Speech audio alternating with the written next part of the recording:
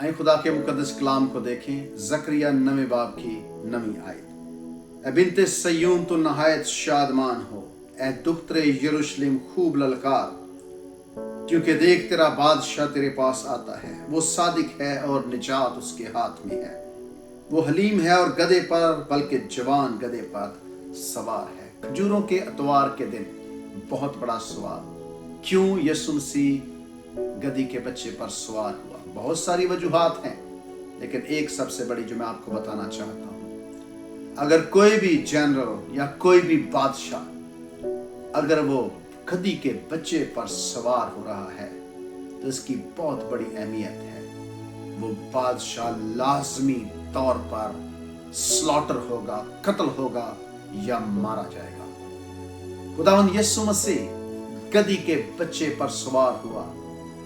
वो सर्वेंट बना है, नौकर बना है, खादिम बना है, और वो हमारे लिए मरने के लिए गधी के बच्चे पर सवार हुआ है। अगर वो जंग जीतने के लिए आता तो वो हॉर्स पर या घोड़े पर सवार होता, तो वो हमारे लिए जान देना चाहता था, मरना चाहता था। इसलिए वो वल्नरेबल बना, कमजोर बना, ताकि उसे मारा जा सके।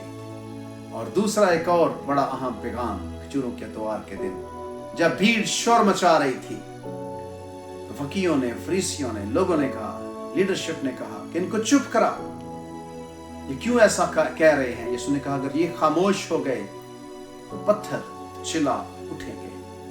उसने कहा दोनों में से एक चुन लो, इनकी आवाज सुननी है पत्थरों की या पहाड़ों की आवाज सुननी है। खुदावंद यीशु मसीह जब वापस आएगा, जब अभी वो दाखिल हुआ है यरूशलेम में, भीड़ का शोर बहुत बड़े आने वाले वक्त की तरफ इशारा कर रहा था कि यीशु मसीह जब आएगा, जब वो बादशाही करेगा, तो यशायाह कहता है क्योंकि तुम खुशी से निकलोगे और सलामती के साथ रवाना किए जाओगे।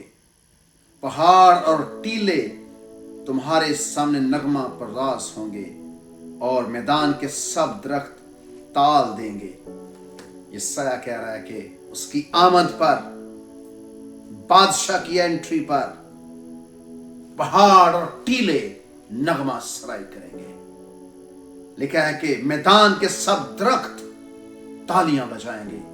और ज़बूर 96 में अगर आप पढ़ें तो यहां पर बहुत ही खूबसूरती से बाइबल मुकद्दस हमें सिखाती है कि यीशु मसीह की बादशाह की आमद पर क्या समा होगा, क्या हालात होंगे, कैसे जो है वो खुशी होगी। तो यहाँ पर लिखा हुआ है, पाक आराइश के साथ खुदावंद को सिजदा करो, अहले ज़मीन उसके हुजूर कांपते रहो। कौमों में ऐलान करो कि खुदावंद सल्तनत करता है, जहान कायम है और उससे जुम्बश नहीं। वो रास्ती से कौमों की अदालत करेगा। आसमान खुशी मनाए और जमीन शादमान हो। समुंदर और उसकी मामूरी शोर मचाएं। मैदान और जो कुछ उसमें है बाग बाग हो। तब जंगल के सब दरख्त खुशी से गाने लगेंगे खुदावंद के हुजूर, क्योंकि वो आ रहा है। वो जमीन की अदालत करने को आ रहा है।